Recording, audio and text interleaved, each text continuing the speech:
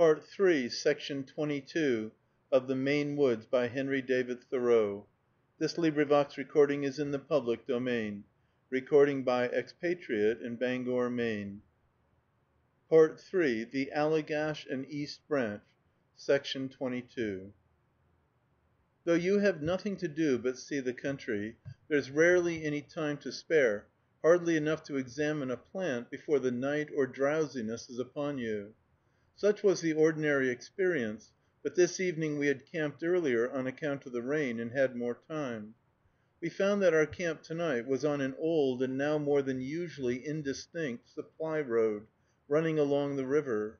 What is called a road there shows no ruts or traces of wheels, for they are not used, nor indeed of runners, since they are used only in the winter, when the snow is several feet deep. It is only an indistinct vista through the wood, which it takes an inexperienced eye to detect. We had no sooner pitched our tent than the thunder shower burst on us, and we hastily crept under it, drawing our bags after us, curious to see how much of a shelter our thin cotton roof was going to be in this excursion. Though the violence of the rain forced a fine shower through the cloth before it was fairly wetted and shrunk, with which we were well bedewed, we managed to keep pretty dry. Only a box of matches had been left out and spoiled, and before we were aware of it the shower was over, and only the dripping trees imprisoned us. Wishing to see what fishes there were in the river there, we cast our lines over the wet bushes on the shore, but they were repeatedly swept down the swift stream in vain. So, leaving the Indian, we took the canoe just before dark, and dropped down the river a few rods to fish at the mouth of a sluggish brook on the opposite side. We pushed up this a rod or two, where perhaps only a canoe had been before. But soon there were a few small fishes, mostly chivin there. We were soon driven off by the mosquitoes. While there, we heard the Indian fire his gun twice in such rapid succession that we thought it must be double-barreled, though we observed afterward that it was single. His object was to clean out and dry it after the rain, and he then loaded it with ball, being now on ground where he expected to meet with large game.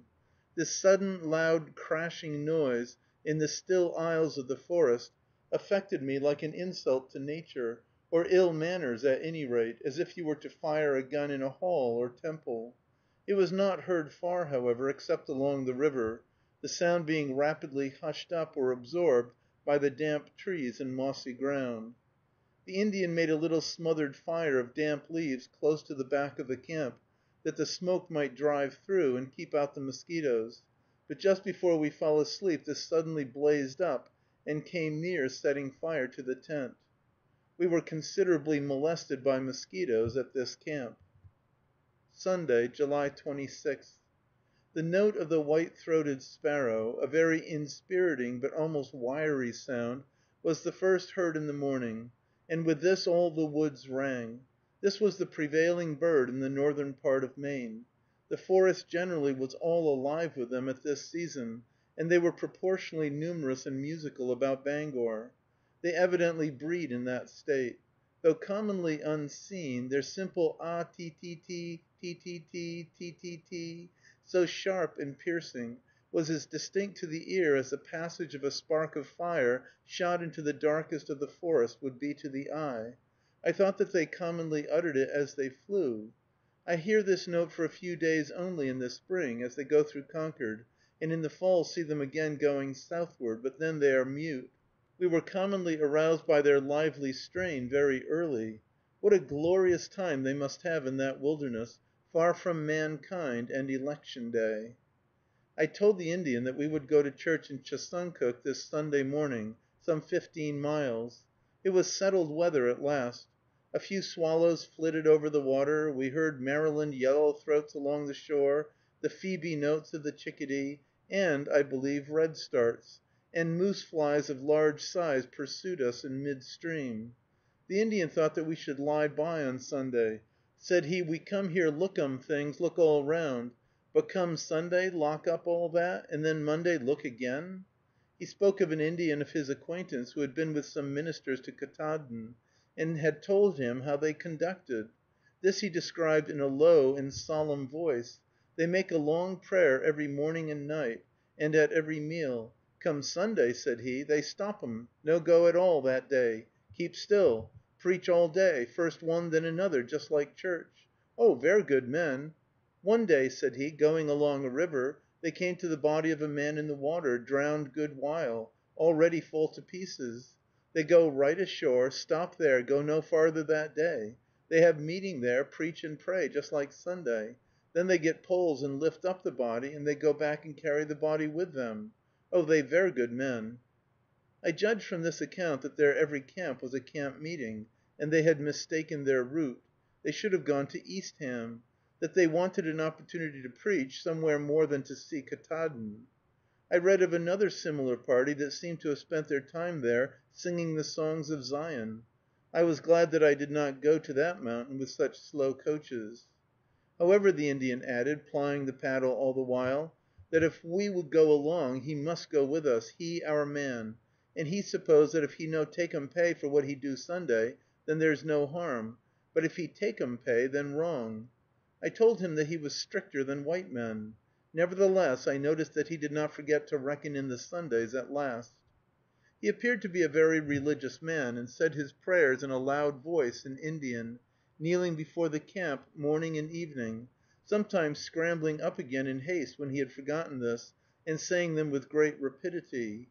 In the course of the day he remarked, not very originally, "Poor man remember God more than rich."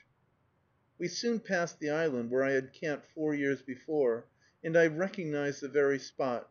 The Deadwater, a mile or two below it, the Indian called Beskabekukskishtuk, from the lake Beskabekuk, which empties in above. This Deadwater, he said, was a great place for moose always. We saw the grass bent where a moose came out the night before, and the Indian said that he could smell one as far as he could see him; but he added that if he should see 5 or 6 to day close by canoe, he no shoot 'em. Accordingly, as he was the only one of the party who had a gun, or had come a hunting, the moose were safe. Just below this a cat owl flew heavily over the stream, and he, asking if I knew what it was, imitated very well the common hoo hoo hoo hoo hoo of our woods, making a hard guttural sound, uh. When we passed the moose horn, he said that it had no name. What Joe Aitteon had called ragmuff, he called Paytaytequik, and said that it meant burnt ground stream. We stopped there, where I had stopped before, and I bathed in this tributary.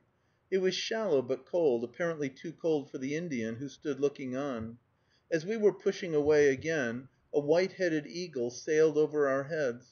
A reach some miles above Pine Stream, where there were several islands, the Indian said was Nonglanguis, Deadwater. Pine Stream he called Black River, and said that its Indian name was Karsaootuk. He could go to Caribou Lake that way. We carried a part of the baggage about Pine Stream Falls, while the Indian went down in the canoe. A Bangor merchant had told us that 2 men in his employ were drowned some time ago while passing these falls in a batteau, and a third clung to a rock all night and was taken off in the morning. There were magnificent great purple-fringed orchises on this carry and the neighboring shores. I measured the largest canoe birch which I saw on this journey near the end of the carry. It was 14½ feet in circumference at 2 feet from the ground, but at 5 feet divided into 3 parts. The canoe birches thereabouts were commonly marked by conspicuous dark spiral ridges, with a groove between, so that I thought at first that they had been struck by lightning, but, as the Indian said, it was evidently caused by the grain of the tree. He cut a small woody knob as big as a filbert from the trunk of a fir, apparently an old balsam vesicle filled with wood, which he said was good medicine. After we had embarked and gone half a mile, my companion remembered that he had left his knife, and we paddled back to get it against a strong and swift current. This taught us the difference between going up and down the stream, for while we were working our way back a quarter of a mile, we should have gone down 1.5 miles at least. So we landed, and while he and the Indian were gone back for it, I watched the motions of the foam, a kind of white waterfowl near the shore, 40 or 50 rods below. It alternately appeared and disappeared behind the rock, being carried round by an eddy. Even this semblance of life was interesting on that lonely river. Immediately below these falls was the Chesuncook Deadwater, caused by the flowing back of the lake. As we paddled slowly over this, the Indian told us a story of his hunting thereabouts, and something more interesting about himself. It appeared that he had represented his tribe at Augusta, and also once at Washington, where he had met some Western chiefs. He had been consulted at Augusta, and gave advice, which he said was followed, respecting the eastern boundary of Maine, as determined by highlands and streams, at the time of the difficulties on that side. He was employed with the surveyors on the line. Also, he had called on Daniel Webster in Boston at the time of his Bunker Hill oration. I was surprised to hear him say that he liked to go to Boston, New York, Philadelphia, etc., etc., that he would like to live there. But then, as if relenting a little, when he thought what a poor figure he would make there, he added, "I suppose I live in New York, I be poorest hunter, I expect." He understood very well both his superiority and his inferiority to the whites. He criticized the people of the United States as compared with other nations, but the only distinct idea with which he labored was that they were very strong, but, like some individuals, too fast. He must have the credit of saying this just before the general breaking down of railroads and banks. He had a great idea of education, and would occasionally break out into such expressions as this: "'Cademy, academy, good thing. I suppose they use 'em Fifth Reader there. You been college?" From this deadwater the outlines of the mountains about Ktaadn were visible. The top of Ktaadn was concealed by a cloud, but the Souneunk Mountains were nearer and quite visible. We steered across the northwest end of the lake, from which we looked down south-southeast, the whole length of Joe Merry Mountain, seen over its extremity. It is an agreeable change to cross a lake after you have been shut up in the woods, not only on account of the greater expanse of water, but also of sky. It is one of the surprises which Nature has in store for the traveler in the forest. To look down in this case over 18 miles of water was liberating and civilizing even. No doubt the short distance to which you can see in the woods, and the general twilight, would at length react on the inhabitants and make them salvages. The lakes also reveal the mountains, and give ample scope and range to our thought. The very gulls which we saw sitting on the rocks like white specks, or circling about, reminded me of custom house officers. Already there were half a dozen log huts about this end of the lake, though so far from a road. I perceive that in those woods the earliest settlements are, for various reasons, clustering about the lakes, but partly, I think, for the sake of the neighborhood, as the oldest clearings. They are forest schools already established, great centers of light.